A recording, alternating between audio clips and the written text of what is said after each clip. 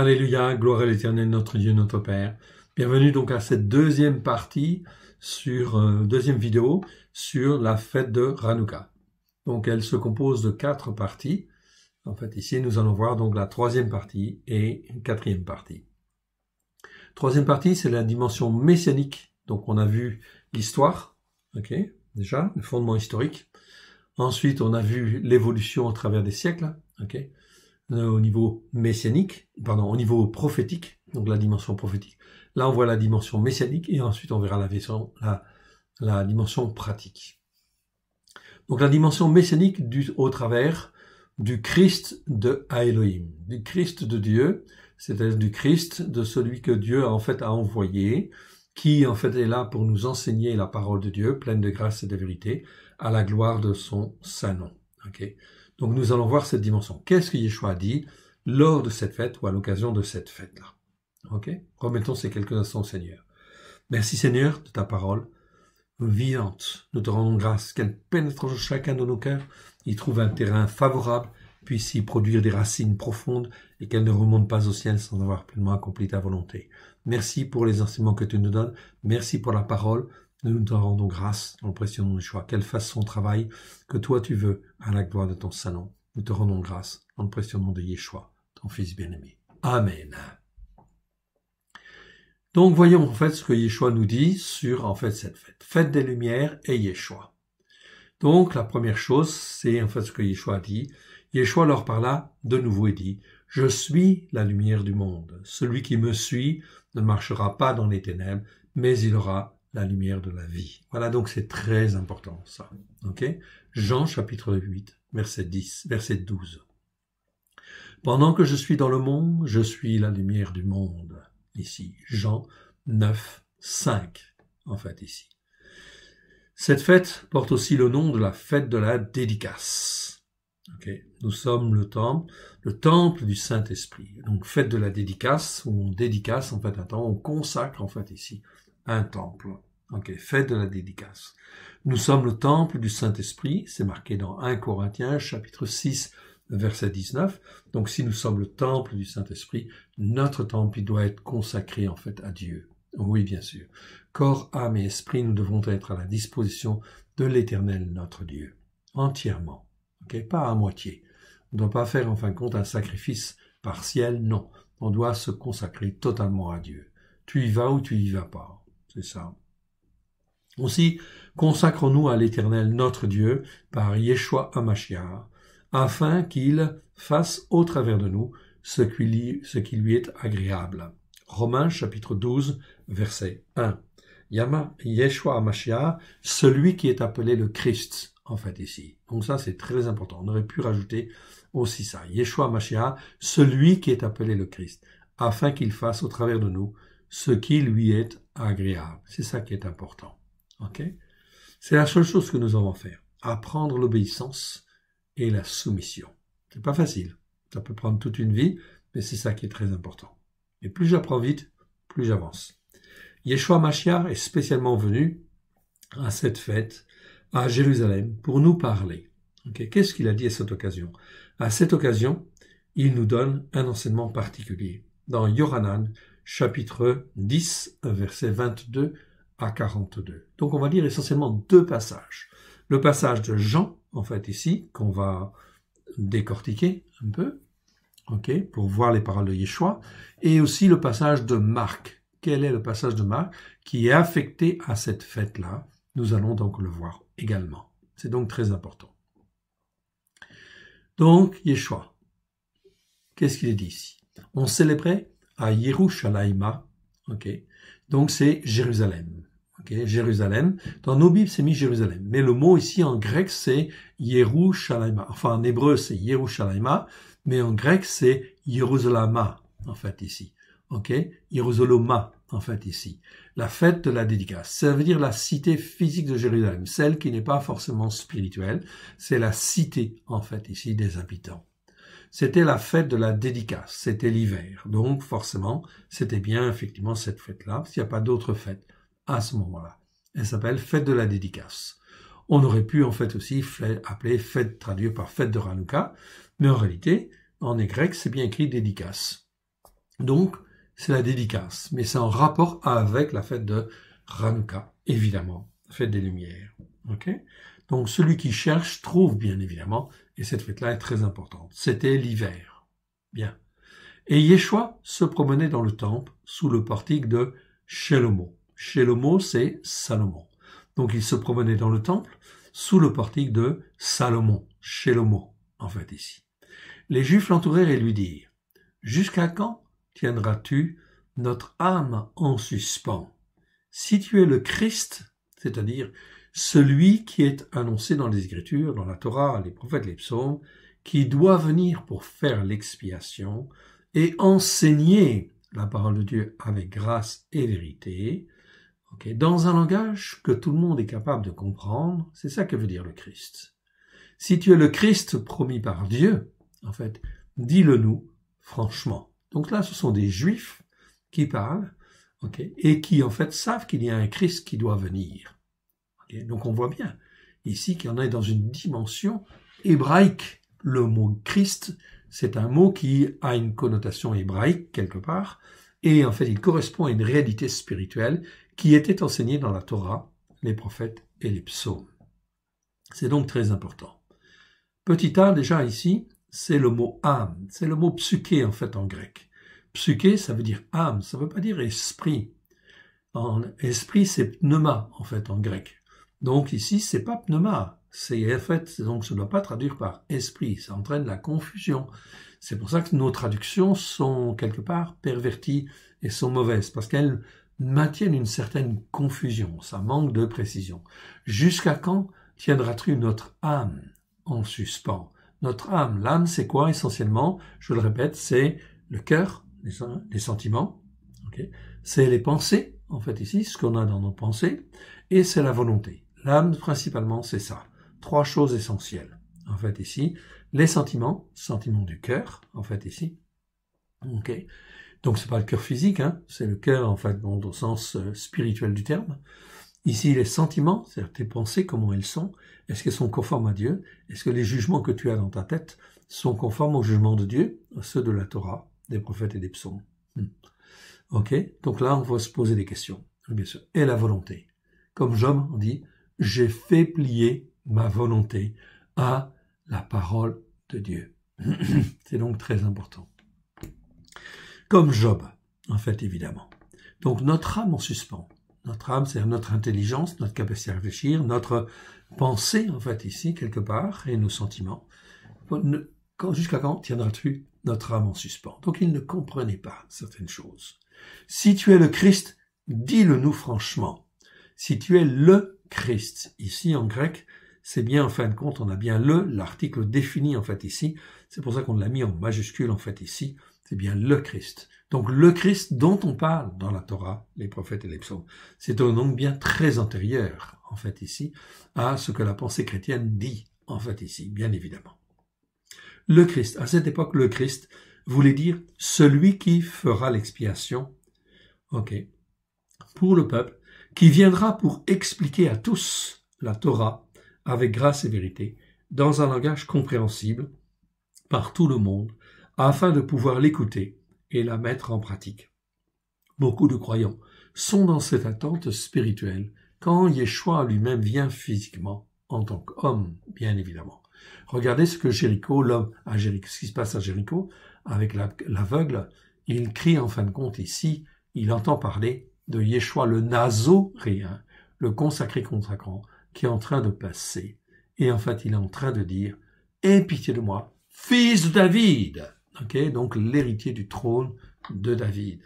Donc on est bien là, en fait, dans cette notion, en fait, d'un Christ qui doit venir et qui fait l'expiation et qui vient pour accomplir les promesses faites à Abraham, Isaac et Jacob. Et également de faire l'expiation, bien sûr, okay, pour le peuple, de venir expliquer à tous la Torah avec grâce et vérité, dans un langage compréhensible par tout le monde, afin de pouvoir l'écouter et la mettre en pratique. Okay? C'est bien, en fin de compte là, une attente certaine d'un Christ qui doit venir. Voilà pourquoi dans nos traductions, nous mettons toujours Christ devant, en fait, en premier, et on dit Christ et toi. On ne dit pas Jésus-Christ comme si c'était un nom, en fait, ici. tout simplement comme Alain Dupont, etc. Non, en fait ici non. C'est la notion de Christ, le Christ qui était annoncé dans la Torah et qui est venu en tant qu'homme et qui s'appelle Yeshua, en fait ici. Si tu es le Christ Yeshua, dis-le nous franchement, en fait ici. Si tu es ce Christ-là qui est annoncé dans la Torah. Donc il voyait certaines choses, mais il ne voyait pas tout. Et il ne pouvait pas tout voir. Yeshua leur répondit, « Je vous l'ai dit, et vous ne le croyez pas. Je vous l'ai dit. » Yeshua l'a déjà dit. Okay, il est dans son ministère, en fait, ici. Dans son travail sur la terre de témoignage, il dit, il vient pour accomplir les promesses faites à Abraham, Isaac, Jacob. Il vient pour faire l'expiation. Il l'a déjà dit. En fait, ici, je vous l'ai déjà dit, je vous l'ai dit, et vous ne croyez pas. Les œuvres que je fais au nom de mon Père rendent témoignage de moi. En fait, ici. Au nom de mon Père, rendent témoignage de moi. Mais vous ne croyez pas parce que vous n'êtes pas de mes brebis. Donc là, il parle à des hommes qui sont croyants, des religieux certainement, en fait aussi, ok. Mais en fin de compte, ils ne croient pas, en fait ici. Donc ça veut dire quoi quelque part? Yeshua le dit très clairement. Mais vous ne croyez pas. Pourquoi? Parce que vous n'êtes pas de mes brebis. Donc là, on parle, en fait, ici, et ceux qui entendent, c'est parce que le Saint-Esprit leur ouvre le cœur. Donc, si vous entendez, en fait, ces paroles, gloire à Dieu, vous êtes, en fait, bon de ces brebis. Peut-être vous comprenez pas tout, ça, c'est pas grave, mais en fin de compte, l'essentiel, c'est de comprendre, en fait, ici, le principal. Verset 27. Mes brebis entendent ma voix, je les connais, et elles me suivent. Je les connais, et elles me suivent. Donc, elles suivent Yeshua. Donc, elles vont là où Yeshua va. Et elles font ce que Yeshua dit. Voilà donc qui est très important. Mes brebis entendent ma voix. Ok. Et en fin de compte, je les connais. Et elles me suivent. On continue. Je leur donne la vie éternelle, dit Yeshua. Donc, il a dit clairement, je leur donne une vie qui va être une vie éternelle. Okay, donc elles ne vont pas mourir, spirituellement elles ne vont pas mourir. Elles ne périront jamais, hein, dit-il, et personne ne les ravira de ma main. Dès lors que je donne mon cœur et ma vie à Yeshua, ok, ça c'est extrêmement important. Si je dis oui, en fait, à Dieu, à ce moment-là, je deviens en fait une brebis, et je suis dans la main de Dieu. Donc Dieu va me former, me façonner, m'instruire au travers des épreuves. Okay, à partir du moment là, que je donne mon cœur et ma vie à Yeshua, ok, je n'ai plus de soucis à me faire quant à mon salut éternel. Dieu est là et il le gère. Pourvu que je rentre dans l'obéissance et la soumission. L'obéissance à sa Torah, bien évidemment, ok, et la soumission à sa Torah, à tout ce que lui, il a dit. Parce que la Torah, elle est saine, elle est sainte, ok. Elle est, Paulos va le dire, spirituelle. C'est-à-dire, c'est la seule manière de s'attacher à Dieu et de rester attaché en fait à Dieu, au seul Dieu unique et vrai. Elles ne périront jamais et personne ne les ravira de ma main. Mon Père qui me les a donnés est plus grand que tous et personne ne peut les ravir de la main de mon Père. Okay? Dans toutes les circonstances qui vont venir, nous devons apprendre à marcher dans la paix et comprendre que nous sommes dans la main de Dieu, dans la main du Père, évidemment, qui est le maître des circonstances. C'est apprendre à connaître le Père. Okay, et le Fils, et le Saint-Esprit, bien évidemment. Ok. Voilà, donc ça c'est très, très, très, très important, en fait, ici. Apprendre à connaître le Père, le Fils et le Saint-Esprit. Or, malheureusement, en fin de compte, dans la tradition chrétienne, eh bien, en fin de compte, comme ce n'est pas très clairement dit, très clairement explicité, au travers des traductions, eh bien, ça veut dire que ça pose problème. Oui, cela entraîne de la confusion. Ça, c'est dû à l'empereur romain Constantin. C'est dû, en fin de compte, à l'esprit gréco-romain, c'est dû à l'esprit de l'antéchrist qui vient là pour empêcher l'écoute et la mise en pratique de la Torah. Car si tu comprends que la Torah, justement, elle est la vérité, alors là, tu es sauvé. Tu es sauvé au travers de Christ, bien sûr. On est toujours sauvé au travers de Christ, Yeshua, ça c'est la première. Mais ce qu'on doit faire, c'est écouter et mettre en pratique avec grâce et vérité pour rentrer dans l'obéissance et la soumission à Dieu. Moi et le Père, nous sommes un, dit-il ici. Moi et le Père, nous sommes un. C'était bien ce qui est écrit dans la pensée hébraïque ancienne, où il y avait Dieu, la parole de Dieu et l'Esprit de Dieu. Celui qui s'appelle la parole de Dieu travaille avec Dieu et avec l'Esprit de Dieu. C'est celui par qui le salut va venir, et c'est celui qui explique l'Écriture avec grâce et vérité, qui forme Abraham, Isaac, Jacob, qui forme Moshe, David, etc. Il est toujours là. Il s'appelle l'ange de l'Éternel, l'ange de Ha-Elohim aussi. Ok? Et les trois, en fait, là, sont un. Et il le répète, en fait, ici. Moi et le Père, nous sommes un. Nous sommes Elohim. Ok? Nous sommes un. Alors les Juifs prirent de nouveau des pierres pour le lapider. Des pierres pour le lapider. Pierre, c'est lithos. Ici, des pierres qu'on en jette, bien évidemment, ok, pour le lapider. Ok. Et donc, en fait, Yeshua leur pose la question. Yeshua leur dit, je vous ai fait voir beaucoup de bonnes œuvres venant de mon Père. Ce sont même des excellentes œuvres. Beaucoup d'œuvres excellentes venant de mon Père. Ici, il utilise le mot kalos. Ok. Bon, ici, on va le laisser tel que ça. En fait, pour le moment, c'est pas trop grave. Beaucoup de bonnes œuvres, pas plusieurs, c'est beaucoup. Beaucoup, c'est polus. Ok, c'est donc pas plusieurs. Beaucoup de bonnes œuvres venant de mon Père, pour laquelle me lapidez-vous. Qu'est-ce qui ne va pas avec vous dans votre raisonnement? Les Juifs y répondirent, ce n'est point parce que pour une bonne œuvre que nous te lapidons, mais pour un blasphème.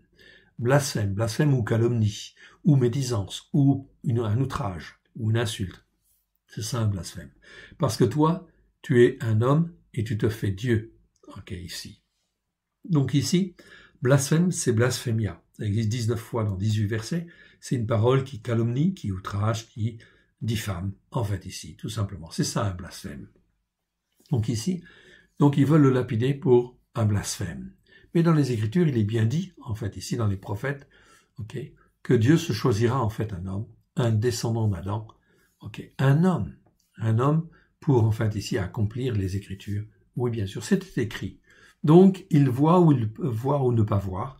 Ok, c'est très bien. Ok, c'est Dieu qui fait, c'est Dieu qui voit. Donc ici, très clairement, ce sont des religieux, certainement des responsables là, et en fin de compte, eh bien, nous te lapidons, mais pour un blasphème. Ce n'est pas pour une bonne œuvre que nous te lapidons, mais pour un blasphème, parce que toi, tu es un homme et tu te fais Dieu. En fait, ici.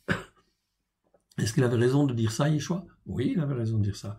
Bien sûr, parce qu'il est un homme, par la volonté, en fait, de Dieu, il est descendu dans la condition d'un homme, en fait, ici, pour être semblable, en fait, à un homme. Et il fallait que ça s'accomplisse pour montrer qu'on pouvait écouter et mettre en pratique la Torah avec grâce et vérité. Yeshua est notre modèle.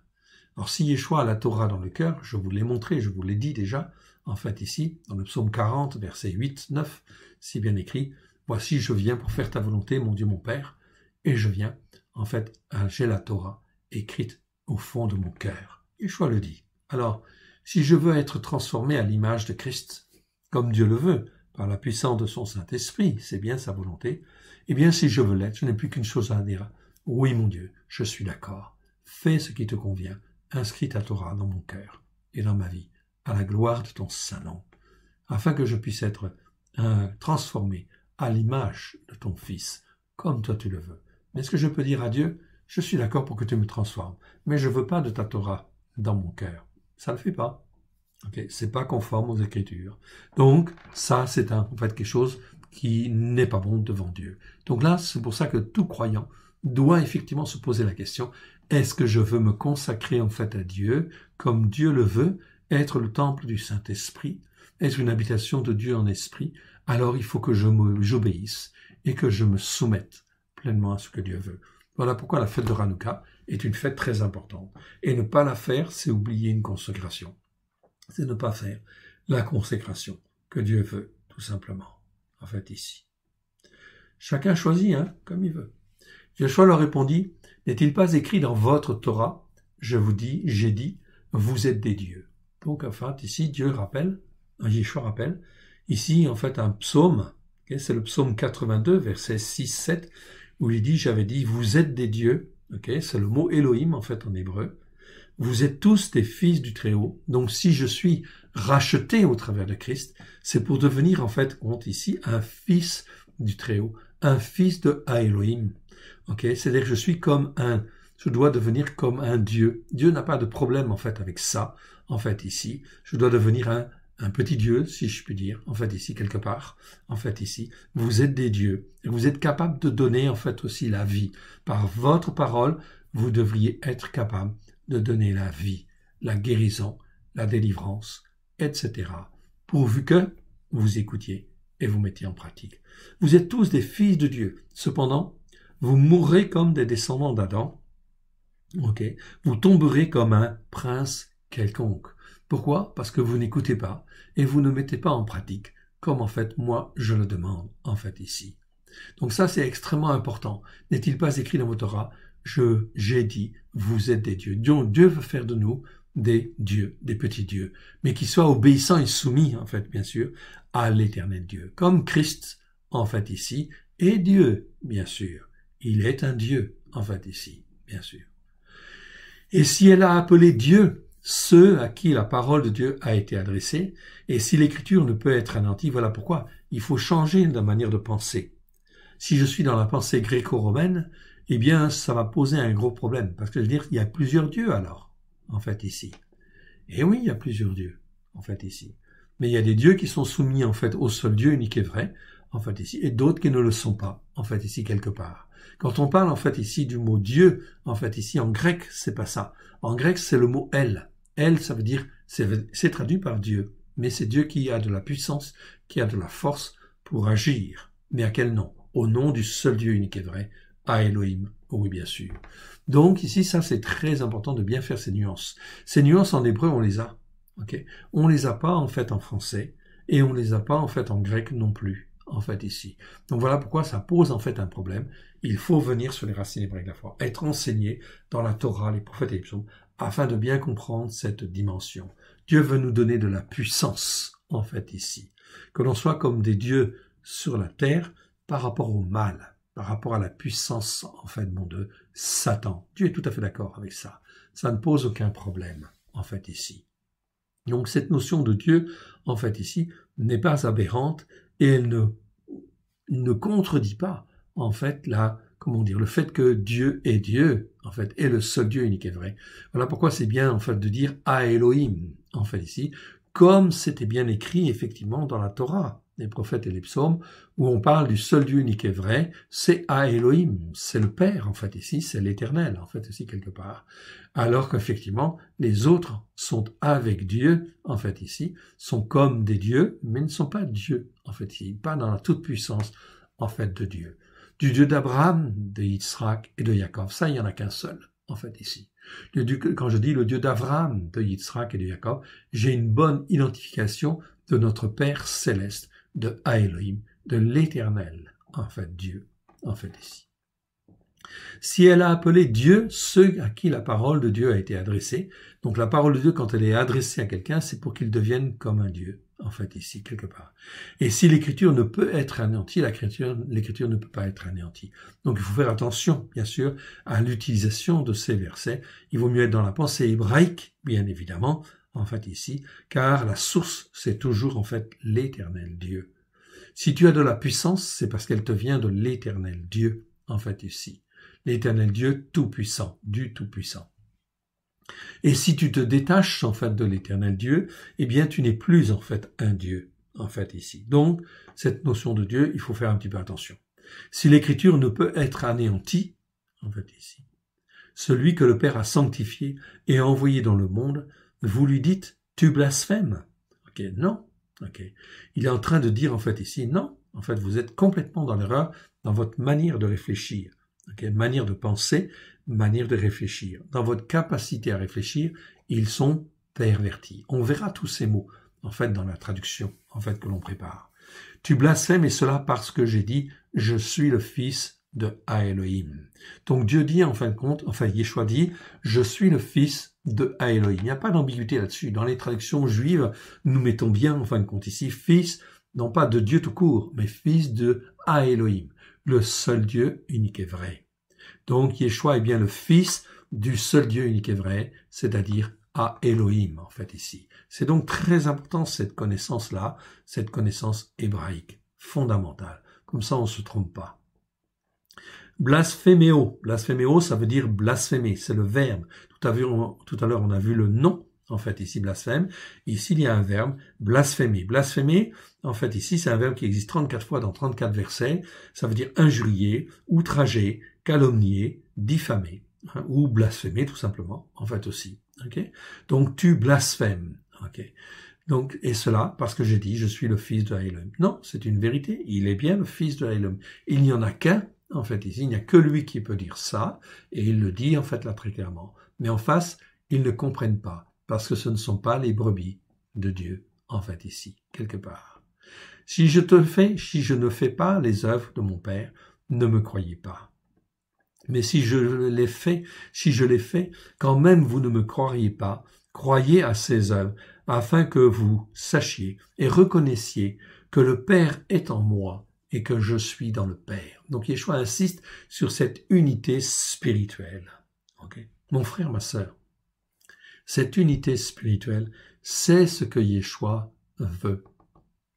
C'est ce qu'il a dit en fin de compte dans, en fait ici, le chapitre 17 de Jean, en fait ici, où on parle de consécration, okay, où il donne en fait toute la gloire qu'il a reçue, il la donne à ceux qui sont à lui, afin que eux soient un, comme nous sommes un, en fait ici. C'est ce qu'il va dire. Donc ici, Yeshua veut nous donner quelque chose d'absolument glorieux.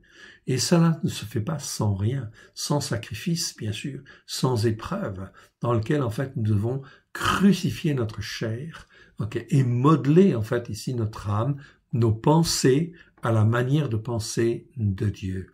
Notre capacité à raisonner, notre capacité à réfléchir doivent être modelées, façonnées par la Torah, les prophètes et les psaumes, afin que notre compréhension, nous, en fait, en grec, on le verra dans les enseignements, en fin de compte, sur la Brit Hadasha, eh bien, effectivement, soit renouvelé dans la compréhension qui convient. Sinon, en fait, on est dans l'aveuglement. Okay? On croit être ou on se dit être de Christ, mais on n'est pas du Christ hébreu, du Christ de Elohim. Toute cette parole, même si je la comprends pas entièrement, c'est pas grave, c'est pas parce que je la comprends pas que je ne suis pas, en fin de compte, une brebis. Une brebis, elle commence à comprendre certaines choses et sait que la vérité, elle est là, puis il faut qu'elle apprenne. Donc elle va faire les fêtes de l'Éternel, elle va étudier, en fait, la Torah avec grâce et vérité, puis en fin de compte, eh bien, ça va se former dans son cœur, okay, dans son esprit, dans son âme. En fait, ici, son âme va être formée, façonnée, afin qu'elle soit une âme qui glorifie, en fait, l'Éternel.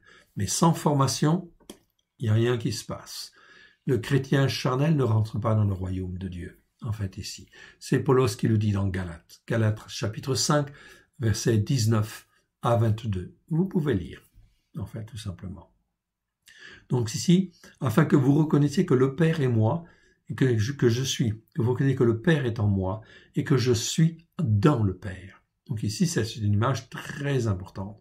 Et l'amour de Dieu consiste vraiment à rentrer en fait là-dedans, dans ce plan merveilleux qui consiste à nous associer en fait à lui, afin qu'on soit un comme lui. Comment tu peux être un comme lui si tu n'acceptes pas les mêmes lois? Ça va poser en fait un problème grave. On continue ce même passage. Là-dessus, ils cherchèrent encore à le saisir, mais il s'échappa de leurs mains. Donc, ça peut créer des tensions autour. Oui, bien sûr. Okay? Donc, si ça vous arrive, eh bien, en fin de compte, faites comme Yeshua, en fait, ici, fait. En fait, il s'écarte, il s'en va. Il a témoigné, il a parlé, mais en fin de compte, il ne reste pas là. Mais il s'échappa de leurs mains. Okay? Donc, ça, c'est très important. Yeshua s'en alla de nouveau, au-delà du Yarden, dans le lieu où Yohanan avait d'abord baptisé, et il y demeura. Donc, il demeure, enfin, dans un lieu bien particulier, en fait, où là, il y avait les baptêmes. Beaucoup de gens vinrent à lui. Ok? Beaucoup. C'est Paulus, en fait, ici. Beaucoup de gens vinrent à lui. Et il disait, Yohanan n'a fait aucun signe. On va dire, en fait, c'est traduit par miracle, en fait, ici. Mais c'est plutôt signe. En fait, ici, c'est séméion. Mais tout ce que Yohanan a dit de cet homme est vrai. Tout ce que Jean le Baptiste a dit est vrai. Séméion, ça nous parle de signe. Parlant, en fait, marquant la présence de Dieu en vue de le guider, ou en vue de signe, en vue de guider le croyant. Ça nous parle en vue de nous guider, pardon, j'aurais dû mettre nous guider, et de nous faire progresser. Ces méions, ce sont des signes pour nous faire avancer. Donc on peut traduire par miracle, mais c'est pas bon en fait de traduire par miracle, parce que ça fait trop catholique. Et en fait, on recherche le miracle pour le miracle. Non, c'est pas le but de ça. Le but en fait des signes, ce sont toujours des signes dans le but de montrer que la présence de Dieu est là et qu'en fait qu'il veut nous faire avancer pour aller plus loin. En fait ici, ce sont des signes qui servent de témoignage de la présence divine, de la présence de Dieu. C'est comme cela qu'il faut le prendre. En hébreu, c'est pareil, c'est exactement le même sens en réalité. Donc c'est pour ça qu'au grec, il faut donner en fait le même sens, ou bien sûr, sinon on se déforme. Et dans celui-là, beaucoup crurent en lui. Beaucoup, en fait, ici, c'est Paulus. C'est pas plusieurs, non. C'est pas plusieurs qui, c'est dit beaucoup. Paulus, ça veut dire beaucoup ou un grand nombre. Donc, en grec, on te dit, en fait, ils ont cru. Donc, il y en a beaucoup qui étaient là comme des brebis. Elles étaient mal enseignées. Oui, bien sûr. Elles étaient mal enseignées. Mais elles allaient là, à la source, en fait, ici, pour être nourries. Est-ce que Yeshua est capable de faire encore la même chose? Bien sûr. Ça va de soi. Donc Yeshua veut nous nourrir, veut nous former, veut nous façonner. Ok. Ça, c'était le passage, effectivement, donc, de Jean. Maintenant, on arrive au chapitre, en fait, de Marc 12, versets 18 à 34. Ce passage est très important. C'est le passage que les disciples de Yeshua du premier siècle avaient choisi et avaient consacré à la fête de Hanouka. Donc, que tu comprennes bien cette fête, voilà ce qu'il faut faire. Donc ici, en fait, ici, c'est bien marqué de faire attention à tout ce qui est dit et ce qui est fait, bien évidemment, parce qu'en fin de compte, il faut choisir et il faut se consacrer à l'Éternel et ne pas écouter les Saddukim, les Sadducéens ou les pharisiens, tous ceux qui sont en fait en autorité spirituelle et qui ne disent pas des choses qui sont conformes à l'Écriture. Ça, c'est extrêmement important. Voyons ce passage de Marc 12, versets 18 à 34, qui vraiment nous parle de la consécration, en fait, à l'Éternel. Les Tzadoukim, verset 18, Sadducéens, qui disent qu'il n'y a point de résurrection. Saddukim, c'était les Sadducéens, donc c'était les sacrificateurs. Oui, c'est les descendants des sacrificateurs qui faisaient le service dans le temple. Mais, en fait, au travers des générations, ils avaient perdu, en fait, la foi, à tel point que ici, ils disent, ils font le service dans le temple, on est d'accord, comme il devait être fait, mais en fait qui disent qu'il n'y a point de résurrection. Donc ils disaient, chez les Sadducéens, on disait qu'il n'y avait point de résurrection. Donc ça c'est une abomination quelque part. Ça veut dire que pour montrer l'état spirituel des responsables spirituels de l'époque, en fait ici, ils ne croyaient pas à la résurrection. Si tu ne crois pas à la résurrection, que Christ est ressuscité, ben, ça va poser en fait un problème. Si en fait tu ne crois pas que toi tu peux ressusciter parce que tu donnes ton cœur et ta vie à Yeshua, tu peux ressusciter en nouveauté de vie, alors là ça va poser en fait un problème. Donc ici les responsables religieux officiels dans le temple, les Tzadoukim sadducéens, eh bien ils ne croyaient plus à la résurrection. Ils étaient en fait, leur foi était endurcie quelque part et effectivement, ben, ça devenait grave. Donc si eux, ils étaient comme ça, ensuite les pharisiens qui rajoutent des choses pour occuper l'esprit en fait des gens à certaines choses, eh bien effectivement, c'est pas bon non plus. Donc l'état spirituel ici est mauvais. Donc là, on parle bien de la pensée spirituelle. Dans quelle pensée es-tu? Est-ce que tu es dans une pensée gréco-romaine, etc., ou pas, etc. Est-ce que tu crois à la résurrection ou tu crois pas à la résurrection? Vinrent auprès de Yeshua et lui posèrent cette question en disant, voilà. Donc, ils ne croient pas à la résurrection. Donc, ils ne croient pas à la résurrection, mais ils vont poser une question. Maître. Maître, c'est didaskalos. Didaskalos, c'est le maître qui enseigne. C'est pas le maître qui domine, c'est le maître qui enseigne. Didaskalos. Voici ce que Moshe nous a prescrit. Si le frère de quelqu'un meurt et laisse une femme sans avoir d'enfants légitimes, des héritiers en réalité, des enfants légitimes et héritiers, son frère épousera sa veuve et suscitera une postérité à son frère. C'était bien ce qui est écrit en fait effectivement dans la Torah. Donc ici, le mot teknon en fait ici, c'est enfant légitime et héritier. Ce n'est pas le mot grec pédion, P-A-I-D-I-O-N, que l'on rencontrera plus de 50 fois. Ici, c'est le mot teknon. Teknon, ça nous parle de l'héritage spirituel, d'un enfant légitime et héritier quelque part. Donc c'est un enfant qui doit recevoir en fait une certaine légitimité et qui en fait doit hériter. C'est ça qui est important. Donc là on parle de postérité, sans en avoir en fin de compte de postérité. Son frère épousera sa veuve et suscitera une postérité à son frère. C'était bien effectivement en fait écrit dans la Torah. Or, il y avait 7 frères. Le premier se maria et mourut sans laisser de postérité. Okay. Donc ici, c'est bien écrit dans Deutéronome 25, versets 5 à 6. C'est dit, si effectivement, en fait, le mari meurt, eh bien la femme doit aller, en fait, ici, vers son frère, afin que son frère puisse, en fait, lui donner des enfants, et que ces enfants-là puissent servir à être la postérité, c'est garder l'héritage spirituel, en fait, ici, de la maison, qu'il devienne un enfant, et que l'enfant devienne un enfant légitime et héritier de celui qui est mort, en fait, ici. C'est tout à fait conforme à l'Écriture. C'est pour montrer combien l'héritage spirituel est fondamental, très important. Comme si nous avions gardé, en fait, aussi l'héritage spirituel de Christ, le message de Christ au premier siècle, ainsi que le message des disciples du premier siècle, qui était clair, net et précis. Si on avait gardé ce témoignage-là, cet héritage spirituel, aujourd'hui, les chrétiens, en fin de compte, seraient, en fin de compte, comme les disciples de Yeshua d'hier. Mais le christianisme d'hier, le christianisme du temps de Yeshua, n'a rien à voir avec le christianisme d'aujourd'hui.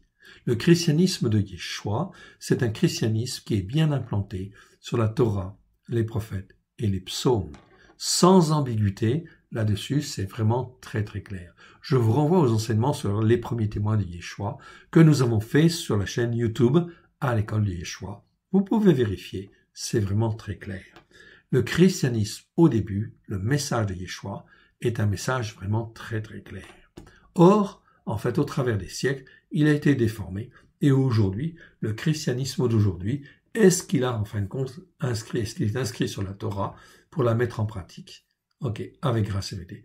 La réponse est la plupart du temps non. Okay. L'empereur romain Constantin est passé au travers et l'esprit de l'antichrist, l'anti-Torah, est venu, en fait, là, pour, en fait, ici, rejeter tout ce qui est de la Torah. Donc, en fait, ici, on a, en fait, ici, beaucoup de frères et de sœurs chrétiens, qui, en fait, sont englués dans, en fait, la théologie du remplacement, dans, en fait, les chaînes de l'ennemi, dans les chaînes de l'antichrist. Voilà pourquoi, mon frère et ma sœur, c'est extrêmement important de prier, de témoigner, de leur montrer, en fait, le chemin de la vérité à la gloire de l'Éternel et de reconsacrer leur temple. Voilà pourquoi la fête de Hanouka, en ces temps, en fait, ici, de la fin, prend une dimension extrêmement importante. Et en fin de compte, ici, qu'elles puissent reconsacrer leur corps, leur âme, en fait, pour être le temple du Saint-Esprit à la gloire de l'Éternel. Or, il y avait 7 frères, le premier se maria et mourut sans laisser de postérité. Ok. Donc, ils vont donc, en fait, ici, ces Sadducéens, qui ne croient pas à la résurrection, donc ils vont parler, en fait, ici, mettre un cas, en fait, devant Yeshua. Okay. Une hypothèse de travail dans le but, en fait, d'essayer de le coincer, en fait, ici, quelque part, en fait, ici. Mais en réalité, ça n'a aucun intérêt, bien évidemment. Le second prit la veuve pour femme, et mourut sans laisser de postérité. Il en fut de même du troisième. Et aucun des 7 ne laissa de postérité.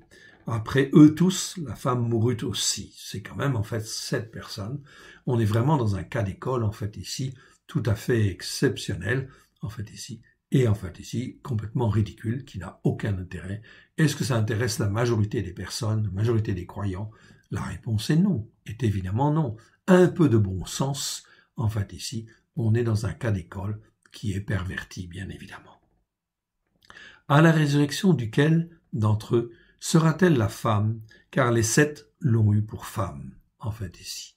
Alors, Yeshua va répondre d'une manière astucieuse, très intelligente, bien sûr, ça ne peut être que de lui. Yeshua leur répondit, à travers ces choses-là dont on vient de parler, ici, donc ici, à travers cela, à travers de tout ce que vous dites, n'êtes-vous pas en train de vous égarer, en fait, ici? Donc c'est bien ce que Yeshua est en train de dire. Ici, le mot touto, c'est ce qu'on appelle une tautologie. Ce sont des petits mots que le Saint-Esprit rajoute dans les Écritures pour insister dessus, au travers de ces choses-là dont vous êtes en train de parler là, hein, dont on vient de parler ou dont vous êtes en train de parler. C'est ça une tautologie. Le Saint-Esprit insiste. À cause de ça, ces choses-là, vous êtes en train de vous égarer dans des raisonnements qui n'ont aucun intérêt. Égarer, en fait, ici, c'est le mot planao. Planao, c'est un verbe qui existe 39 fois dans 37 versets. Ici, en fin de compte, il est au présent, donc c'est un fait acquis, en fait, ici. Ok, passif, ça veut dire qu'en fait, ils ont été vous égarer, ok, de vous égarer vous-même, ok. Et indicatif, c'est un fait réel, en fait, ici. Là, c'est un fait ponctuel, en fait, ici, ok. En disant ça, vous vous égarez complètement, vous êtes à côté de la plaque. Vous posez un cas d'hypothèse qui n'a pas lieu d'être et qui, en réalité, en fait, ici, ne mène à rien, ça vous égare. Vous vous égarez parce que vous ne comprenez ni les Écritures, ni la puissance de Dieu. En fait, on aurait même dû dire la puissance de Elohim, en fait, ici. Vous ne comprenez rien, si quelque part. Il parle à des responsables spirituels. Ce sont des Sadducéens, mon frère, ma sœur. Ce sont des responsables spirituels de l'époque. Aujourd'hui, en fait, ici, c'est la même chose avec les responsables spirituels, entre guillemets, qui sont installés sur la montagne catholique, installés sur les montagnes protestantes, sur les collines évangéliques, en fait, ici. Ils sont comme des Sadducéens quelque part, bien que, en fait, beaucoup croient, en fait, ici, à la résurrection, en fait, ici. Ils sont à côté de la plaque, ils s'égarent.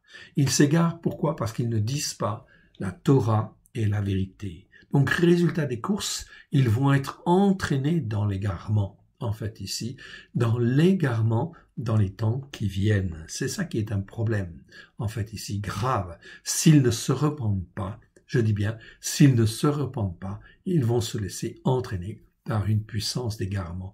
Paulos le dit dans Thessaloniciens, je vous renvoie à l'enseignement sur les prophéties de Daniel et de l'Apocalypse que nous avons fait.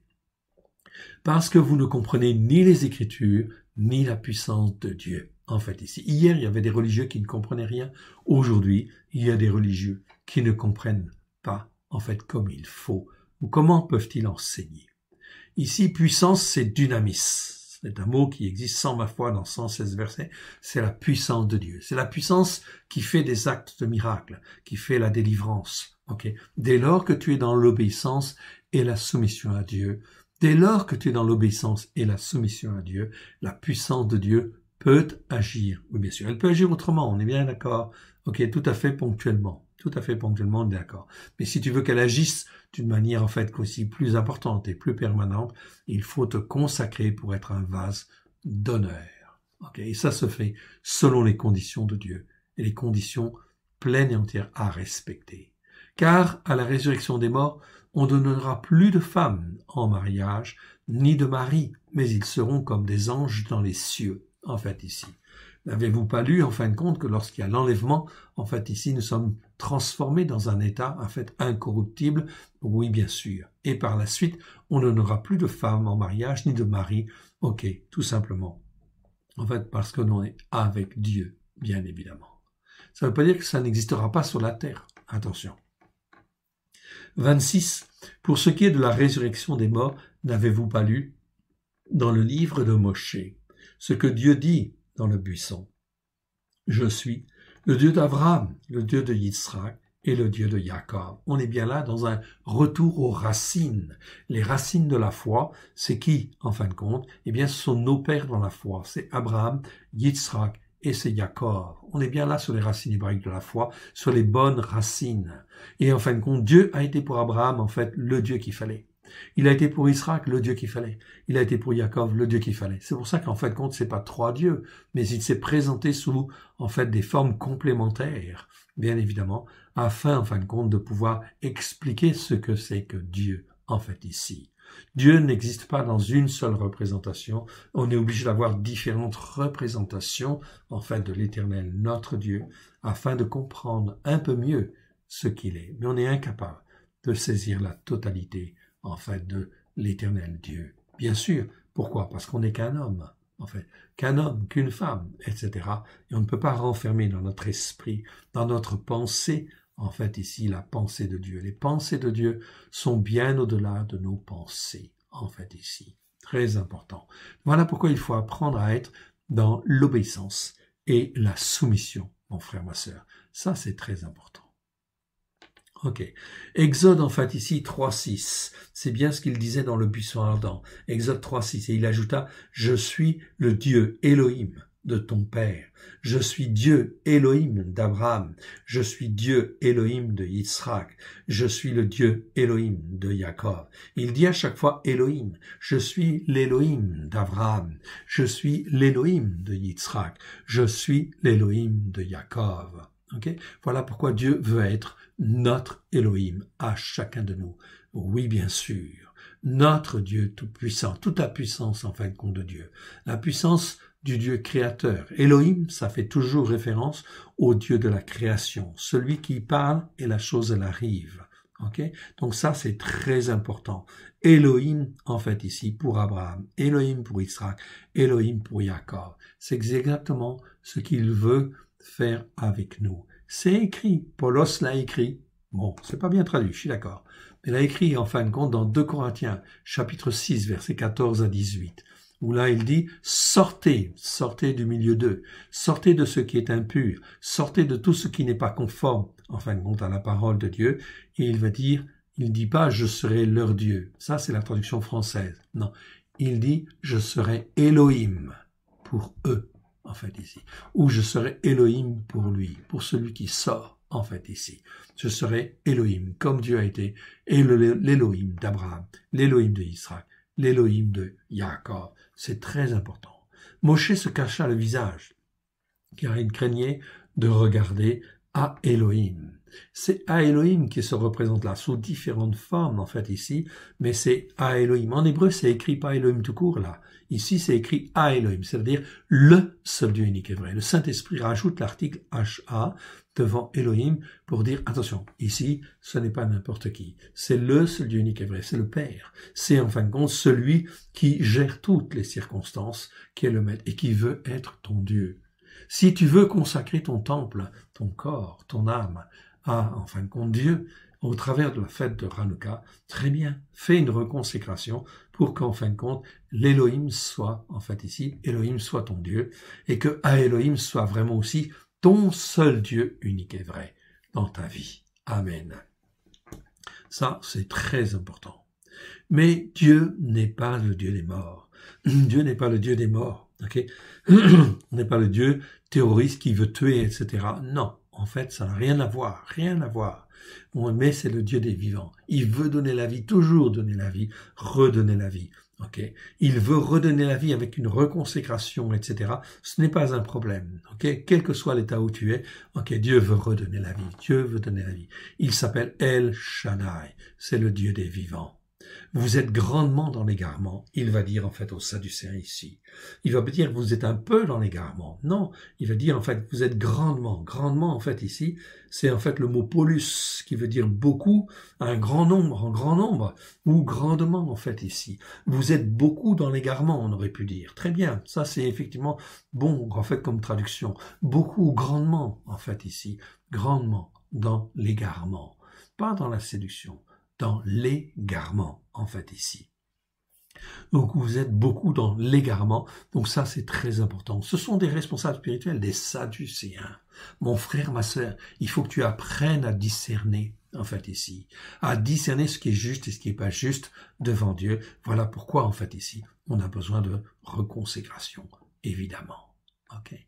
On continue ce passage. Un des sophrim, c'est-à-dire les scribes, ici, qui les avaient entendus discuter, sachant que Yeshua avait bien répondu aux Tsadoukim, s'approcha et lui demanda « Quel est le premier de tous les commandements ?» Donc là, ici, un scribe vient poser en fait la question. Ici, scribe, c'est sophrim en fait en hébreu, grammateus en fait en grec.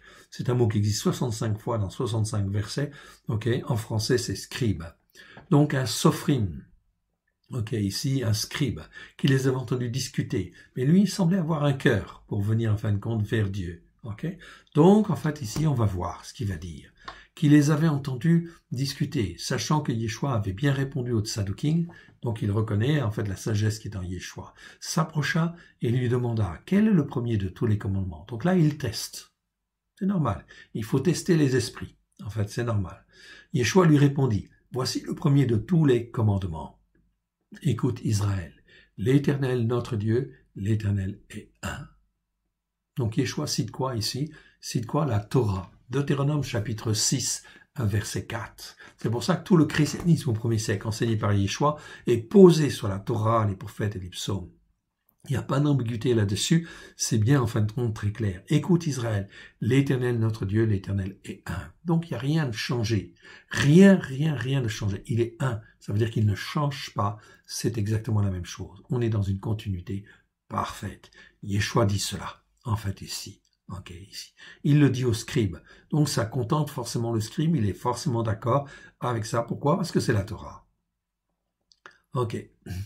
Ici, en fin de compte, ok, tu aimeras, deuxième commandement. Ok, rajoute Yeshua. Yeshua rajoute. Tu aimeras l'Éternel ton Dieu, de tout ton cœur, de toute ton âme, de toute ta capacité à réfléchir. Et de toute ta force. C'est là le premier commandement. En fait, ici. Donc, Yeshua associe, en fait, les deux et dit, en fait, ici, que c'est la même chose, en réalité. Tu ne peux pas aimer ton prochain, en fait, ici. Pardon. Tu aimeras l'Éternel ton Dieu de tout ton cœur, de toute ton âme, de toute ta capacité à réfléchir et de toute ta force. C'est là le premier commandement. Donc là, le premier commandement, c'est en gras, parce que ça n'existe que dans le texte reçu. Vous ne l'avez pas dans vos versions. La plupart du temps, dans les traductions, en fin de compte, les traductions sont faites sur les textes grecs du 19e siècle, et non pas du XVIIe siècle. Mais dans le texte grec du XVIIe siècle, on va bien retrouver ça dans le texte TR, le texte reçu. C'est là le premier des commandements. Donc Yeshua dit bien, le premier des commandements, tu dois en fin de compte constater que Dieu est un, l'Éternel Dieu est un, et que tu dois aimer l'Éternel ton Dieu d'abord, première chose, de tout ton cœur, de toute ton âme, et de toute ta pensée. C'est même écrit en fin de compte dans nos traductions. Okay? Et de toute ta force, c'est là le premier des commandements. Mais en réalité, c'est pas penser. C'est le mot dianoia. Dianoia, c'est un mot qui existe 13 fois dans 13 versets. C'est traduit par penser. Ok. Mais le problème, c'est que dans le Nouveau Testament, vous avez une douzaine de mots qui, en fait, nous parlent de pensée. Et c'est traduit par pensée ou par autre chose. Mais c'est mélangé, donc c'est confus. Donc le croyant ne peut pas comprendre, en fait, ici. Et c'est impossible de comprendre avec les traductions habituelles. Évidemment. Donc ici, le mot penser, nous les avons mis de côté, bien évidemment. Ok, ça fait partie des mots que nous avons en fin de compte remis en évidence. Dianoia, ça nous parle de la capacité à réfléchir. Si tu veux, c'est ta pensée, oui, mais c'est la pensée, c'est la partie dans tes pensées qui est de la capacité à réfléchir dans le but de saisir l'idée principale d'un mot ou d'un verset. C'est donc là très important. C'est la capacité à réfléchir, c'est-à-dire ta pensée, qui doit travailler, dans le but de saisir, en fait, l'idée principale d'un mot ou d'un verset. C'est ça, dianoia. C'est saisir l'idée principale d'un mot ou d'un verset. Donc Yeshua est en train de dire que tu dois, en fin de compte, ça fait partie du premier commandement. Tu aimeras l'Éternel ton Dieu de tout ton cœur, de toute ton âme, de toute ta capacité à réfléchir, c'est-à-dire de tout dans le but de saisir l'idée principale d'un mot ou d'un verset, et de toute ta force, en fait, ici, c'est là le premier commandement. Donc, première chose, s'attacher, en fait, à Dieu, et, en fait, ici, exercer sa capacité à réfléchir. Première chose, en fait, à faire. Ok? Et Yeshua va rajouter, et voici le second commandement, celui-là même, qui lui est semblable, parce qu'il lui est attaché, en fait, ici. Tu peux pas aimer ton prochain si tu n'aimes pas Dieu d'abord, avec une capacité à réfléchir comme il convient, en fait, ici. Voilà pourquoi il faut se reconsacrer, en fait, à l'Éternel. Très important. Reconsacrer sa capacité à réfléchir à l'Éternel, afin de mieux comprendre, mieux saisir l'idée principale d'un mot ou d'un verset. Après, tu peux aimer ton prochain comme il convient. Mais si tu aimes ton prochain d'abord, ça va pas le faire non plus. Ok, c'est là le premier commandement. Et voici le second, celui-là même. Ok, donc là c'est encore une tautologie, en fait, ici, quelque part. C'est ça qui est très important. Ici, le Saint-Esprit rajoute, en fait, ce qu'on appelle une tautologie, c'est-à-dire un petit mot qui, en fin de compte, ici, alourdit un peu la traduction. On est d'accord. Mais c'est comme si le Saint-Esprit dit, ça, c'est très important, c'est fondamental, c'est essentiel, ta capacité à réfléchir, dans un premier temps, pour t'attacher à Dieu, enfin, et comprendre, en fait, le sens de l'Écriture. Ok, ça c'est important. Et celui-là même qui lui est semblable, tu aimeras ton prochain comme toi-même. C'était écrit dans Lévitique 19, verset 18. Il n'y a pas d'autre commandement plus grand que cela. Ces deux commandements-là sont en fait ici très importants. Et là on termine en fait encore par une tautologie. En fait ici c'est touton. En fait ici en grec, en fait ici ça veut dire quoi? Eh bien c'est en fait un petit mot qui est rajouté, qui veut comme si ça voulait dire cela même dont on vient de parler là. Ça c'est extrêmement important. Tu oublies en fait de focaliser ta capacité à réfléchir sur en fait la première chose. Ok, tu peux pas aimer en fait les autres comme Dieu en fait le veut. Okay. Après, tu dois servir de témoignage et Dieu va se servir de toi parce qu'il veut faire de toi d'abord comme un Dieu, en fait, afin que tu puisses rayonner tout autour, etc. Je ne vais pas utiliser le mot Dieu, mais comme un témoin, en fin de compte, de sa vérité, afin que tu puisses, en fin de compte, ici, parler de sa vérité à lui, etc., afin qu'elle puisse être dans les cœurs. Autrement dit, que tu puisses être un nazorien, c'est-à-dire un consacré, consacrant, qui en fait consacre les autres pour qu'ils deviennent aussi des consacrés, consacrants, toujours en fait attachés à Dieu pour saisir en fait l'idée essentielle d'un mot ou d'un verset. C'est quelque chose d'absolument glorieux en fin de compte là, qui en fait ici se produit. Donc là on parle de capacité à réfléchir. Regardons ce que va dire le sophère, le scribe. Ok, le sophère, le scribe, lui dit, bien maître. Donc ici, maître, c'est le maître qui enseigne. Donc il le reçoit, il accepte ce qu'il dit. Tu as dit avec vérité que Dieu est un. Ok, un es, très bien en grec, et qu'il n'y en a point d'autre. Ok, c'est parfait. Et que l'aimer de tout son cœur, de toute son intelligence, de toute son âme et de toute sa force, et aimer son prochain comme soi-même, c'est là plus que tous les sacrifices d'élévation et tous les sacrifices d'offrande. Okay? Donc c'est très bien, quelque part la manière dont le scribe répond ici, c'est pas mal, mais c'est pas parfait. C'est pas parfait, regardez pourquoi. Parce qu'en fait ici, il va dire en fait ici, et que l'aimer de tout son cœur, de toute son intelligence. Okay. Ici, il va utiliser le mot synésis. Synésis en grec, c'est intelligence au sens de la capacité à comprendre. Okay. Donc c'est bien dans un sens, hein, mais non simplement penser. Hein. Okay. C'est pas penser. Okay. C'est pas penser. C'est deux mots différents en fait en grec. C'est très important. Synésis, ça n'existe que 7 fois dans 7 versets. On les a tous repérés en fait aussi. Okay. Donc ça veut dire intelligence au sens de capacité à comprendre. Okay. Avec les moyens que tu as. Ok, donc c'est bien, quelque part. Et non simplement penser. Ce mot est différent de dianoia. Dianoia qui parlait plus de la manière de raisonner dans le but de saisir l'idée principale d'un mot ou d'un verset. Ici, le scribe ne répond pas avec le même mot. Il dit pas avec dianoia. Il dit pas de toute sa dianoia, c'est-à-dire de sa capacité à comprendre l'essentiel, le principal d'un mot ou d'un verset, il dit en fin de compte de toute son intelligence, c'est-à-dire de sa capacité à comprendre, ok, pour en fait ici être en communion avec un autre, avec d'autres. C'est-à-dire qu'il privilégie quelque part la communion fraternelle, en fait ici quelque part, ok, et donc c'est pas dianoia. Vous comprenez ce que je veux dire? C'est-à-dire que là ça ouvre la porte à l'œcuménisme. Je crois que c'est bien, mais c'est pas en fin de compte parfait. Ok? Ce qui est parfait en fin de compte, c'est de s'attacher à Dieu pour saisir l'idée principale d'un verset ou d'un mot. En fait, ici d'abord en premier. D'accord? Ensuite, on va chercher de toute intelligence, c'est-à-dire de toute sa capacité à comprendre, ok, comment en fin de compte ici marcher pour être un avec les autres, oui bien sûr. Mais tu ne commences pas à marcher, à être un avec les autres, sans d'abord t'attacher en fait à Dieu, car en t'attachant à Dieu, tu vas en fait ensuite communiquer, mais avec la connaissance de Dieu, les choses principales de Dieu, pour être un témoignage comme Dieu le veut, et faire un assemblage qui s'attache à Dieu. Dans le cas contraire, en fait ici, tu fais un assemblage en fait horizontal, ok, qui en fait ici va ouvrir la porte, par exemple, à une communion fraternelle, mais en fait cette communion fraternelle ne va pas être forcément être attachée en fait pleinement à l'Éternel Dieu, en fait ici. Voilà le problème. On tombe là dans l'œcuménisme. L'œcuménisme, c'est une perversion en fait ici. Perversion de la pensée, en fait, qui vise à avoir une certaine communion fraternelle, et cette communion fraternelle est privilégiée par rapport à l'attachement, en fait, à Dieu, en fait, ici. Ça va poser, en fait, un problème.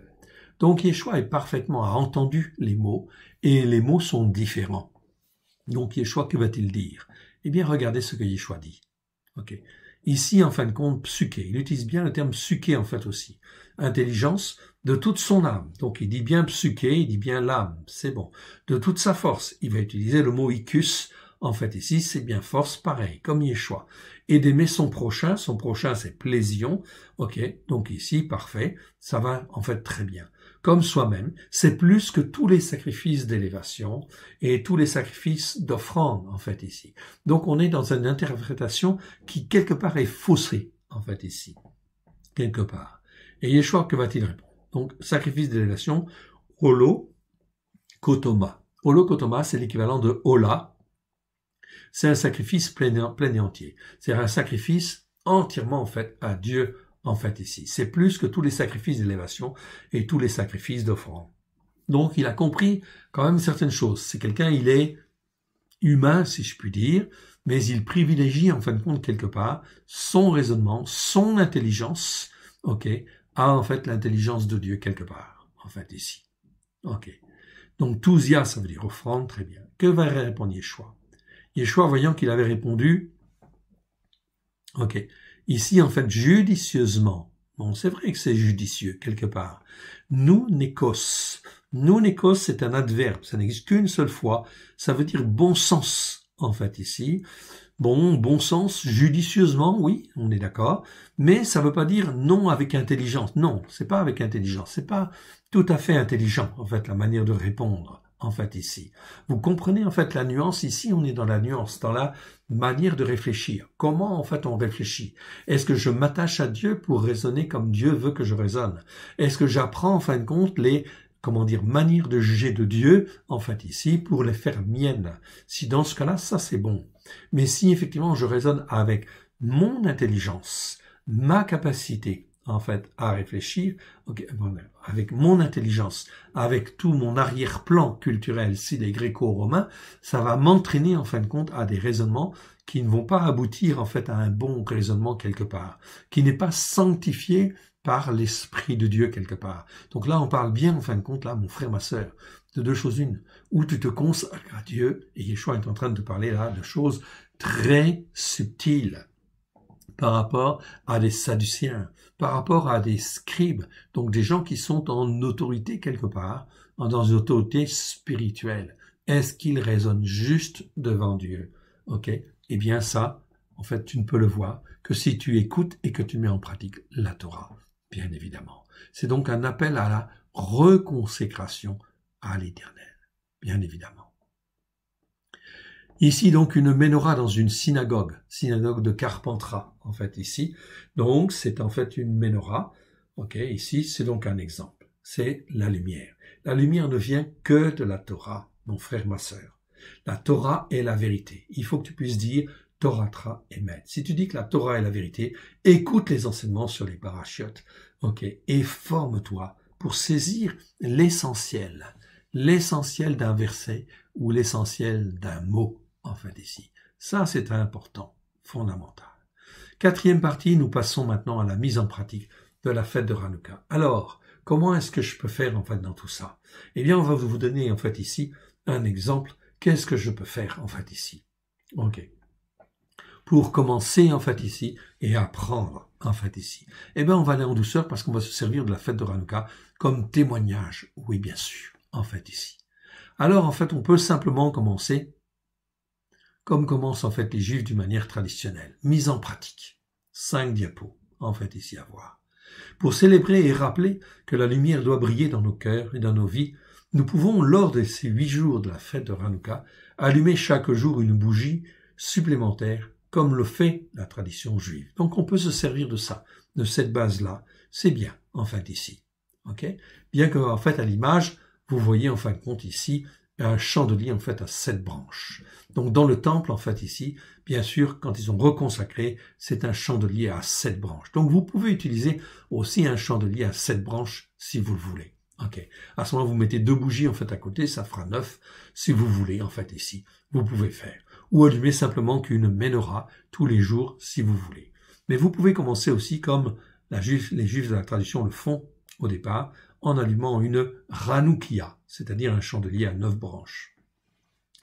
Le but de ça, c'est en fait ici de familiariser tout le monde et de familiariser aussi les enfants à une pratique et aussi de servir de témoignage aux Juifs de la tradition, sachant que les Juifs de la tradition ont besoin en fait ici d'un témoignage. Un témoignage de Jean des Nations, Dieu voulait se servir de Jean des Nations pour témoigner à son peuple. C'est pour ça que la pratique de la Hanouka n'est pas une mauvaise chose non plus en fait ici. Donc vous pouvez le faire. Ainsi, lorsque le soleil se couche, on allume en fait une bougie principale, la bougie principale appelée le serviteur, okay, qui est l'image de Yeshua tout simplement. Puis en commençant par la bougie de droite, okay, la bougie de droite, on allume une bougie le premier soir. Puis, le deuxième soir, eh bien, on va allumer la bougie principale, puis, en fait, 2 bougies. Puis, en fait, le troisième soir, on va, en fait, allumer, en fin de compte, ici, 3 bougies, etc.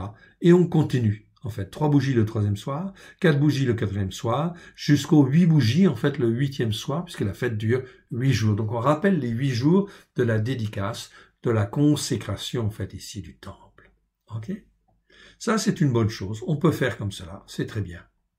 Dans la pratique, on pourra utiliser dans ce cas-là un chandelier à 9 branches qui est appelé une Hanoukia, en fait ici, 8 branches pour les 8 jours et une 9e que l'on appelle le Shamar, qui veut dire le serviteur, en fait ici. C'est l'image, en fait aussi, du Christ, en fait aussi, quelque part. C'est un témoignage dans le but de rallumer, en fait ici, le flambeau, la lumière de Dieu, en fait ici, dans nos cœurs. Ainsi, chaque soir, on pourra commencer par dire les bénédictions suivantes avant d'allumer les lumières et de lire en fait les psaumes.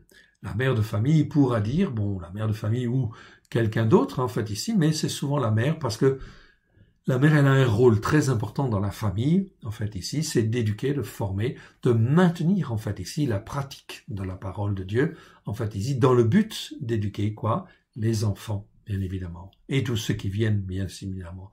Donc la mère a un rôle très, très, très important, en fait, dans une famille, parce que c'est elle qui joue le rôle de l'enseignante, de la prof, en fait, ici, pour la famille, en fait, ici. Oui, bien sûr, ok, parce qu'elle va le faire avec amour pour former ses enfants. Alors on peut dire cette bénédiction-là, en fait, en hébreu, en phonétique, ou en français, en fait, tout simplement. Vous pouvez le dire comme il vous convient, comme ça vous arrange, dans le but de vous familiariser un peu avec les racines juives de la foi ou les racines hébraïques de la foi. Okay? Faites-le avec simplicité de cœur. Si vous voulez pas le faire, vous le faites pas. Okay? Mais c'est très important de se consacrer en fait à Dieu de toute manière. Okay? On peut dire béni sois-tu Éternel notre Dieu, roi de l'univers qui nous a sanctifiés par ses commandements et nous a ordonné d'allumer les lumières de la Hanouka, de Hanouka. Les lumières de Hanouka, en fait, ici. Oui, bien sûr. Les lumières de Hanouka, c'est raviver la flamme sur la Torah, les prophètes et les psaumes. C'est pas rallumer simplement un chandelier pour le plaisir de rallumer un chandelier, en fait, à 9 branches. Non. En fait, on n'est pas là, en fin de compte, dans l'interprétation erronée. Donc, ce qu'on veut, c'est rallumer la flamme de la lumière, qui doit être, en fait, ici, la reconsécration à l'Éternel. Hanouka, c'est la reconsécration. Donc, c'est les lumières de la reconsécration à l'Éternel, notre Dieu. Donc, vous pouvez le faire. OK? Vous pouvez aussi faire une deuxième bénédiction si vous le voulez. Ça va entraîner aussi les enfants, en fait, aussi, en fait, là-dedans, le but, c'est d'avoir un système qui permet d'éduquer, de former, en fait, ici. Tout ça, dès lors que ça éduque et dès lors que ça forme, en fait, ici, pour amener à la Torah, c'est très bon. Okay? Peu importe si vous y rajoutez quelque chose, ou en fin de compte, ou si vous supprimez certaines choses, ok, vous pouvez, il n'y a pas de problème, sentez-vous libre, laissez-vous guider par le Saint-Esprit. Ensuite, la mère de famille ou l'ensemble de la famille peuvent remercier l'Éternel en disant, en fait ici, soit le texte en fait en hébreu pour apprendre en fait petit à petit l'hébreu, le phonétique en fait ici, vous l'avez, ok, Baruch atah Adonai Eloheinu, Melech haolam, she'asa nisim la'avotenu beyamim Hachem Bazman Azé, en fait ici. Donc, en fait, on parle l'hébreu sans vraiment le connaître, mais en réalité, en fin de compte, qu'est-ce que ça veut dire? Eh bien, vous avez en fait ici la bénédiction ensuite.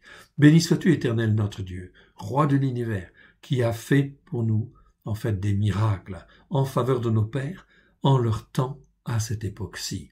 Donc, on rappelle quoi? On remercie Seigneur parce qu'il a permis la reconsécration faite du temple au temps d'Israël. Oui, bien sûr, on le remercie pour ça parce que c'est un Dieu qui accepte en fait ici le repentir, qui accepte en fait ici la reconsécration et qui accepte en fait ici d'agir avec puissance afin de revenir vers lui et d'être lumière.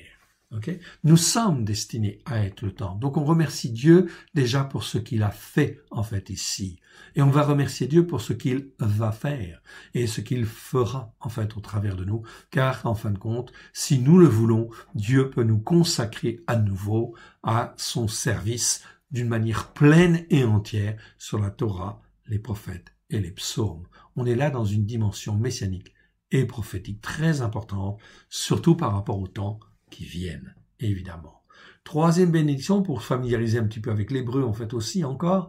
Ensuite, on remercie encore l'Éternel, notre Dieu, pour nous avoir fait vivre jusqu'à ce moment de fête, jusqu'à cette fête-là de Hanouka, dans le but de pouvoir, en fait aussi, si on le veut, être reconsacré, en fait, à l'Éternel. Et l'on peut dire encore, alors, comme tous les Juifs du monde entier, cette bénédiction en fait ici, vous l'avez en fait en phonétique en fait ici, Baruch atah Adonai Eloheinu melech haolam, she'ereyanu vekiemanu veigianu lazman hazeh. Ok? Donc ça c'est une bénédiction qui veut dire quoi?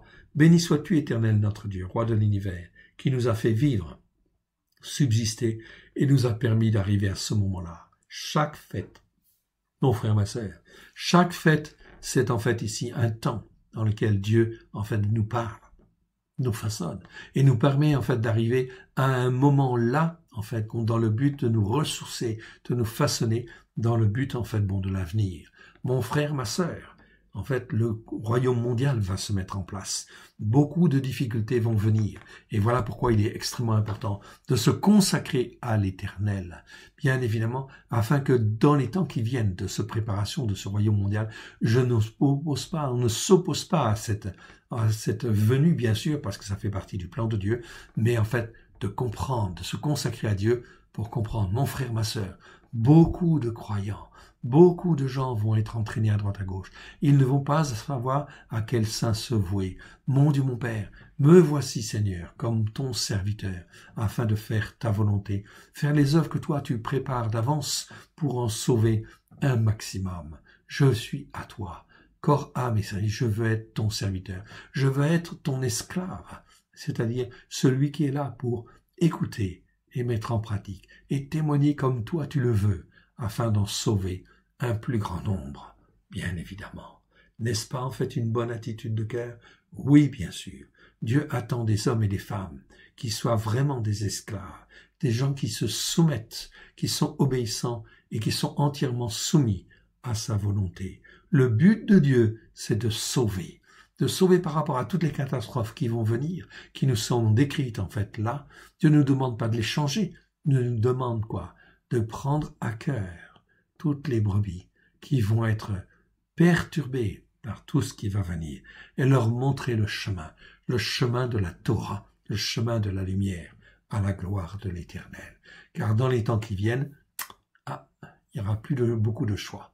C'est pour ça que dans Malachie chapitre 3 verset 18, il est bien écrit « Et l'on verra de nouveau la différence entre celui qui sert Dieu et celui qui ne le sert pas. » Malachie chapitre 3 verset 18. Ok. Alors, ce qu'on peut faire en fait aussi, tous les soirs après avoir fait ces quelques bénédictions, on a allumé en fait la Hanoukia, en fait ici, chandelier en fait ici à 9 branches. On participe avec joie parce qu'en fait on se consacre à l'Éternel et on veut se consacrer en fait à l'Éternel. Et on peut lire comme les Juifs messianiques le font, les Juifs en fait séfarades le font, le psaume 30 si on veut en fait aussi. Et si on est un peu plus zélé en fait ici, on peut lire en fait aussi eh bien la suite en fait ici, le Hallel, c'est-à-dire le psaume 113 à 118, ce que font en fait les Juifs ashkénazes. C'est très bien, le psaume 113 à 118, tous les soirs, c'est une série en fait de psaumes très importantes qui nous permettent de nous consacrer en fait à Dieu. Ce sont des psaumes de louange en fait ici. C'est donc en fait ici très bien. On peut en fin de compte faire comme ceci. C'est très bien. C'est un exemple. Je vous en donne un. Vous pouvez pratiquer comme ça. Si vous vous êtes guidé par le Saint-Esprit pour faire autrement, peu importe, faites autrement, mais consacrez-vous à l'Éternel, bien évidemment. Mais il faut avoir une méthode. Cette fête étant associée à l'huile, les Juifs de la tradition ont pris l'habitude de manger des beignets frits, salés ou sucrés, en fait ici. Donc c'est très important. Okay, on peut le faire. Vous pouvez le faire parce que c'est une fête de réjouissante. C'est une fête dans la joie, en fait, ici. Okay, la joie d'être à Dieu et d'appartenir, en fait, à Dieu. Okay, de se consacrer à l'éternel Dieu, à Elohim uniquement. Okay. Enfin, au cours de ces 8 jours, je vous encourage à allumer également une menorah, c'est-à-dire un chandelier à 7 branches, pour en fait marquer une consécration particulière, en fait ici à l'Éternel Dieu. Vous n'êtes pas obligé de l'allumer non plus. Okay. Vous pouvez le faire à titre de symbole, en fait ici. C'est ce que nous faisons nous. Nous allumons en fait compte ici une menorah. Oui, bien sûr. Ici en prenant une dimension tout à fait particulière, en fait ici spirituelle. Afin et uniquement pour ceux qui veulent se consacrer à l'Éternel, le Dieu d'Abraham, de Yitzhak et de Jacob, sur la Torah pleine de grâce et de vérité, au travers de Yeshua HaMashiach, celui qui est le Christ. Ils pourront terminer la fête par en fait la prière finale suivante de reconsécration, soit en fin de compte, pendant les 8 jours de la fête, soit tous les jours si vous voulez, peu importe, l'essentiel c'est qu'elle soit faite avec le cœur. Et ici, et avant la fête, avant la fin de cette fête, vous pouvez faire cette prière. Mais vous pouvez la faire tous les soirs si vous le voulez. Écoutez-la, elle est très importante. Ainsi, lors de la fête de Hanouka, le chef de famille pourra prendre une position messianique et prophétique en allumant une menorah et en disant les bénédictions suivantes.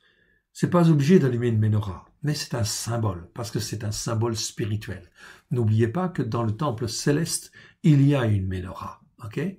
Tout ce qui a été créé sur la terre par les Juifs, par Moshe, en fait ici, c'est l'image de ce qu'il y a dans les lieux célestes. Donc ici, allumer une menorah, c'est aussi quelque chose de très important. Mais on ne fait pas n'importe quoi.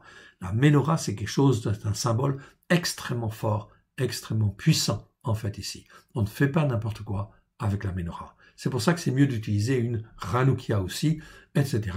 Ok, bon, peut-être. C'est moins, en fin de compte, comment dire, c'est plus respectueux aussi quelque part, aussi. Donc si c'est fait dans le respect de Dieu, etc., de ne pas, en fin de compte, faire de choses mauvaises, c'est bien. Donc une menorah, c'est un chandelier à 7 branches, donc on peut allumer une menorah. Les Juifs de la tradition, jamais, en fait, ici, n'allumeront une menorah chez eux. Pourquoi? Par respect pour Dieu. Parce qu'ils considèrent que la menorah, c'est un chandelier à 7 branches, sa place est dans le temple, rien que dans le temple. Nous sommes messianiques. Et nous comprenons que le temple, en fait, justement, c'est notre cœur. Et pour que cette Torah, en fait, soit dans notre cœur, eh bien, nous pouvons, en fin de compte, ici, ramener cette menorah dans notre maison. Mais il faut le faire avec un grand respect et une grande crainte, en fait, ici, de l'Éternel Dieu. On ne fait pas n'importe quoi avec une menorah. C'est un symbole spirituel que Dieu a donné, en fait, aux hommes. Donc on peut allumer une menorah, et en fin de compte, on peut faire cette prière, en fait, aussi. Je vous encourage à le faire, en fait, ici, avec sérieux, bien évidemment, avec crainte de l'Éternel, et en disant les bénédictions suivantes.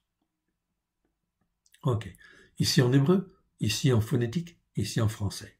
Béni sois-tu, Éternel, notre Dieu, roi de l'univers, qui nous a sanctifiés, qui nous a sanctifiés par ses commandements. Ce sont ces commandements, ses lois, ses règles, qui nous sanctifient, qui nous mettent à part, et nous a ordonné d'allumer les lumières de la Ménorah.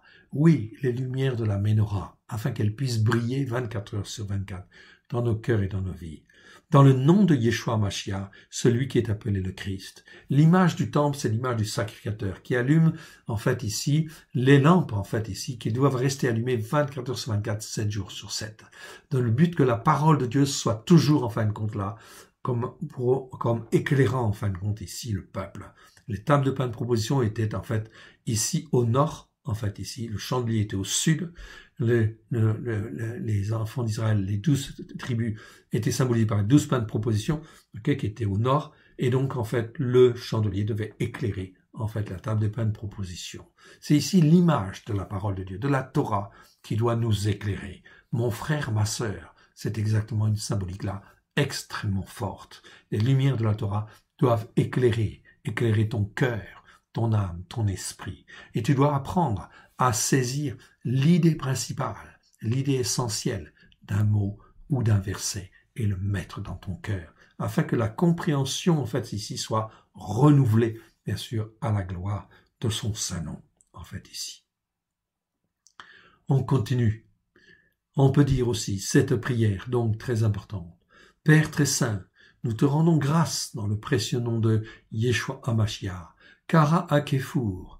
Kara Hakefour, ça veut dire celui qui est appelé le Christ, en fait, ici. C'est en hébreu, en fait, ici, bien sûr.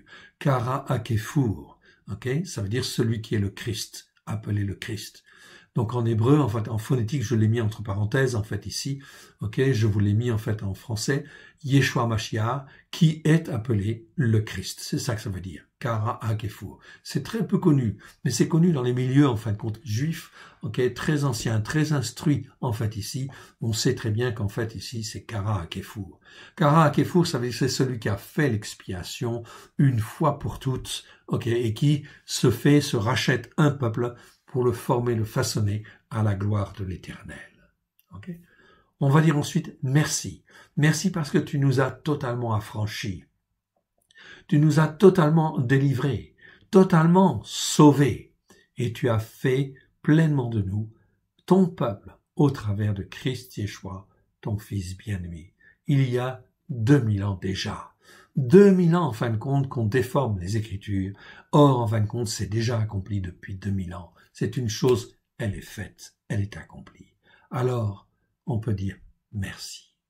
Merci, Seigneur. Ok.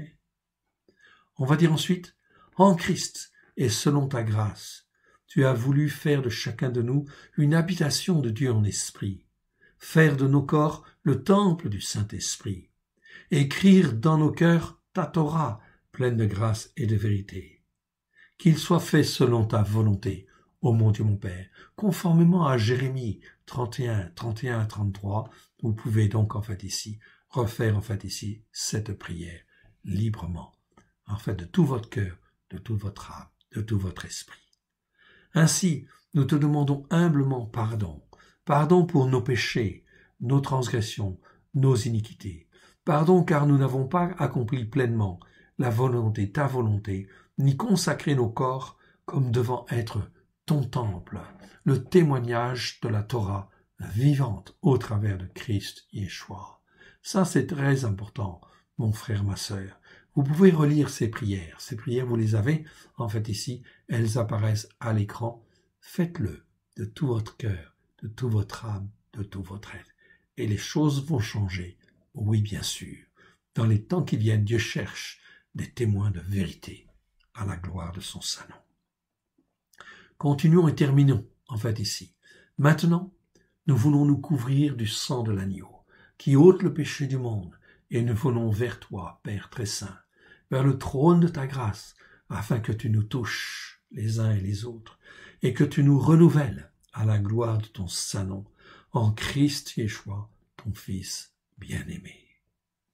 Et on termine en disant, nous voulons, en ce temps de la fête de Hanouka, reconsacrer notre corps, notre âme et notre esprit de nouveau à toi, à Elohim, le seul Dieu unique et vrai, et que par la puissance de ton Saint-Esprit, tu puisses y faire rejaillir la lumière de Christ Yeshua, ton Fils bien-aimé. Amen, ve amen, comme on dit en hébreu. Amen et amen, en fait ici, pour confirmer, bien évidemment, notre intention de cœur. Que l'Éternel Dieu vous bénisse et vous garde. Et je vous souhaite une bonne fête de Hanouka, une bonne fête des Lumières, une bonne fête de reconsécration. Dans ces temps qui viennent, c'est extrêmement important. Donc ici, on peut dire Hag Hanouka Sameach, ok, bonne fête et joyeuse fête de Hanouka, c'est-à-dire bonne fête de reconsécration. Ok, qu'elle soit une reconsécration pleine et entière à l'Éternel Dieu dans les temps qui viennent, afin que s'accomplisse aussi cette prophétie de Malachie. Et l'on verra Malachie chapitre 3 verset 18 que j'ai déjà donné et que je redonne. Et l'on verra de nouveau la différence entre celui qui sert Dieu et celui qui ne le sert pas. Et c'est très important, mon frère, ma sœur, en fait, que notre capacité à réfléchir soit renouvelée, en fait, ici, par le Saint-Esprit, et en fait, ici, afin que notre compréhension puisse être renouvelée, en fait, ici, par le Saint-Esprit. Car nous ne sommes pas capables de savoir, au niveau stratégique, ce qu'il convient, en fait, de faire dans les temps qui viennent. Ça va être une grande bataille, bien évidemment, sur le monde entier. En fait, ici, il n'y a que Dieu qui sait ce qu'il veut faire, là où il veut, en fait, ici. Voilà pourquoi il veut se servir de nous, mon frère, ma sœur. Il veut se servir de chacun de nous, afin d'être ses témoins, là où il veut, comme il veut. Non pas pour contredire le système qui se met en place, non pas, absolument pas, mais pour témoigner, en fait, de Elohim, le seul Dieu unique et vrai, et afin, en fin de compte, d'en sauver un maximum. Mon frère, ma sœur, la détresse va être grande, ok, terrible. Ce n'est pas encore la grande tribulation, mais il y a de grands troubles, afin, en fait, comment dire, vraiment d'amener les gens à la repentance. Dieu va, en fait, susciter des hommes et des femmes, afin d'amener à la repentance les hommes et les femmes, qui puissent voir le chemin, la voie que Dieu a créée au travers de Christ Yeshua, la voie de salut. Et il n'y a qu'une seule voie de salut. C'est celle qui passe, en fait, par Christ Yeshua, pour, en fait, s'attacher à Dieu, à l'Éternel Dieu, et venir sur la montagne de Sion, en fait, ici, avec grâce et vérité. Que le Seigneur Dieu vous bénisse et vous garde dans le précieux nom de Yeshua. Amen. Hag Hanouka Sameach. Que l'Éternel Dieu vous bénisse et vous garde.